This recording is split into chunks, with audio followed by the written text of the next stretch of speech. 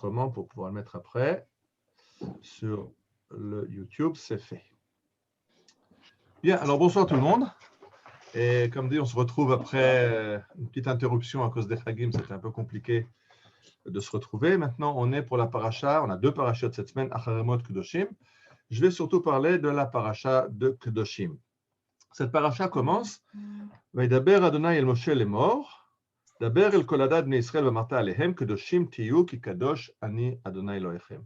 Donc Dieu nous dit, vous serez Kedoshim. Dieu dit à Moshe, dis au Am Israël, Kedoshim tiyu, soyez Kedoshim, ki kadosh ani, parce que moi-même je suis saint. Et là-dessus, le Rav Tzouda nous explique qu'il y a deux choses dans ce Kedoshim tiyu. C'est bien sûr une mitzvah. C'est un ordre. Soyez Kedoshim. On va tout de suite essayer de comprendre ça veut dire quoi être Kedoshim.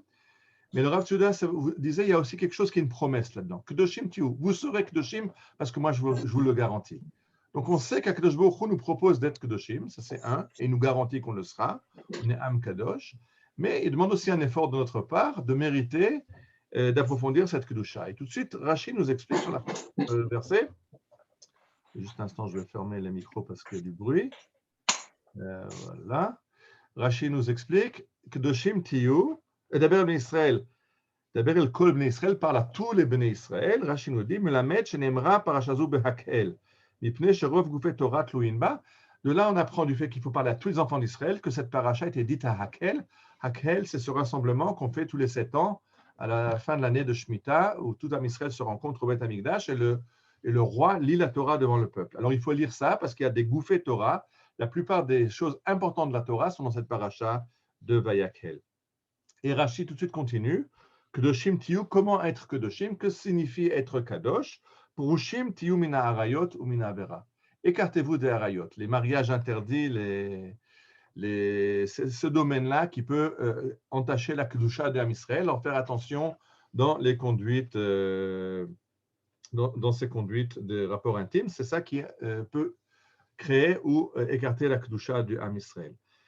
Et le Rav Tzouda nous explique, quand on nous dit d'être Kedoshim, c'est cette paracha où il y a un très très grand nombre de mitzvot. Des mitzvot dans tous les domaines, des mitzvot dans le domaine de l'homme par rapport à Dieu, de l'homme par rapport à de l'homme par rapport à son voisin. Dans cette paracha, on nous dit Vadarta pnei zaken, il faut avoir du respect pour les personnes âgées. Va'afta et hager, tu aimeras le converti. Toutes les lois relatives aux champs, les parties qu'il faut laisser pour les indigents. Donc, il y a énormément de mitzvot dans cette Torah, dans cette paracha. Et le Rav Tzouda, c'est ça la Kedusha. La Kedusha, on a un problème, nous, c'est qu'on a grandi en civilisation chrétienne. Or, dans le monde chrétien, le saint, quelqu'un qui est saint, c'est un ermite dans son rocher, dans sa grotte, qui se coupe du monde. Alors que la Torah dit le contraire. Kedoshim, c'est dans le monde. La Kedusha, elle est dans le monde de l'action, pas dans le monde de la réclusion. Alors, il faut comprendre ça, que cette Kedusha, d'ailleurs, on fait une bracha avant chaque mitzvah. Baruch ata Hashem Eloheinu melech haolam asher kideshanu b'mitzvotav v'tzivanu al. Dieu nous a sanctifiés et alors il nous demande de faire 1, 2, 3, 4, 5. C'est-à-dire que c'est le fait qu'on soit kadosh veut dire agissez dans le monde. Les mitzvot, c'est des actions qu'on doit faire dans le monde. Et c'est très très différent d'une façon qui comprend la Kedusha. Retirez-vous du monde. Malheureusement, après 2000 ans d'exil, pendant 2000 ans d'exil, et avec un grand nombre de juifs retirés dans un exil dans des pays chrétiens, on s'est habitué à avoir peur d'agir dans le monde. On a peur de sortir. Moi, j'ai une fois demandé à quelqu'un de Kiryat Sefer, donc un Kiryat Haredit, est-ce qu'il se promenait beaucoup? Il me dit, ah non, parce que il y a beaucoup de cimetières, il y a beaucoup d'endroits où je suis Kohen, je ne peux pas aller. C'est-à-dire que la Kedusha aujourd'hui, c'est de rester à la maison, étudier la Torah et trouver la Kedusha dans l'étude. Or, justement, le Rav Tzouda disait, la Kedusha, ce n'est pas dans l'étude qu'on la trouve, mais c'est en sortant dans le monde et en sanctifiant le monde. Et ça, c'est quelque chose qu'on a un petit peu perdu dans l'exil, que la Kedusha n'est pas de se renfermer, mais au contraire de sortir, Kedoshim tiyu ki kadosh ani. Et si vous êtes Kedoshim, vous allez faire 1, 2, 3, 4, 5, 6 et toutes les mitzvot qu'il y a dans la paracha.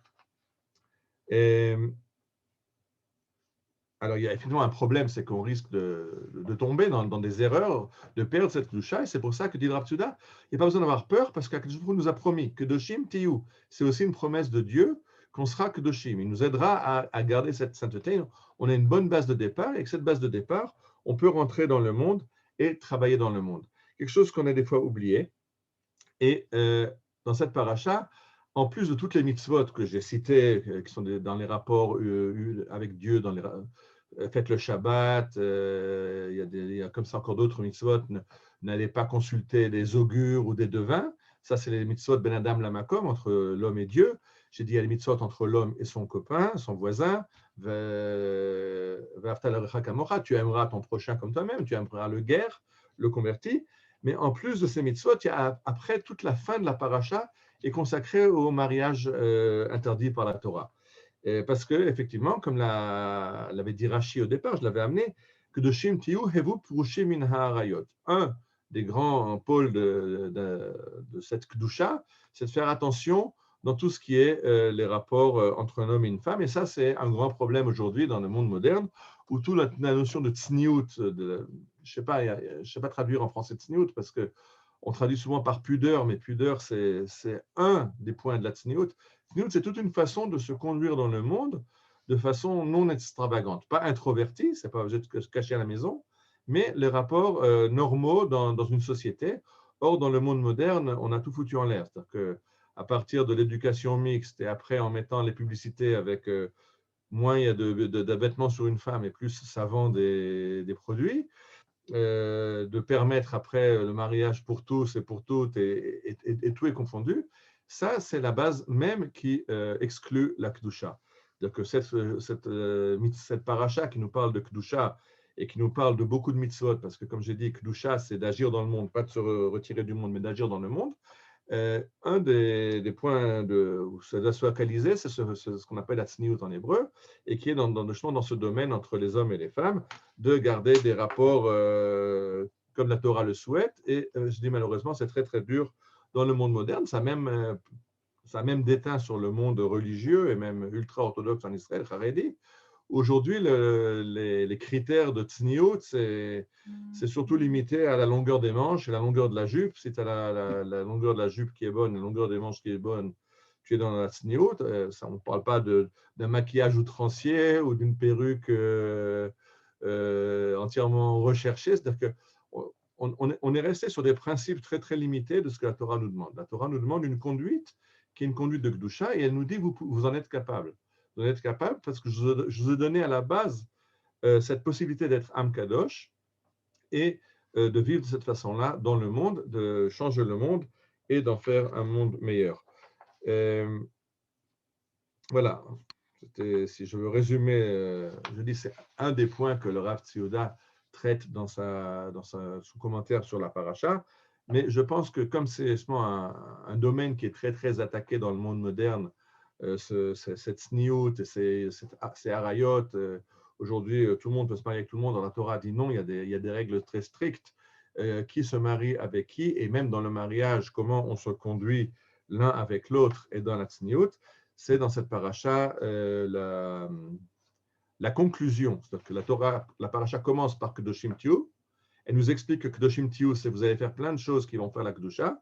J'expliquais les mitzvot de respecter l'autre, de respecter les personnes âgées, de ne pas d'avoir des relations commerciales justes et équitables, de ne pas truquer les poids et mesures. Donc dans tous les domaines de la vie, et ça finit par la vie même qui est la Kedusha dans le domaine des relations entre un homme et une femme. Voilà ce que j'avais à dire sur la paracha de Kedoshim. Kedoshim, je te dis, en traduction française, vous serez saints. J'aime pas tant cette traduction parce que la connotation qu'on a de sainteté, c'est une connotation qui nous vient de l'extérieur du Ham Israël et c'est pas du tout les valeurs que la Torah voit dans la Kedusha. La Kedusha, c'est d'être dans le monde et d'agir dans les règles que la Torah nous fixe. Voilà, alors j'ai fini pour ce petit exposé sur la paracha et je vais ouvrir les micros.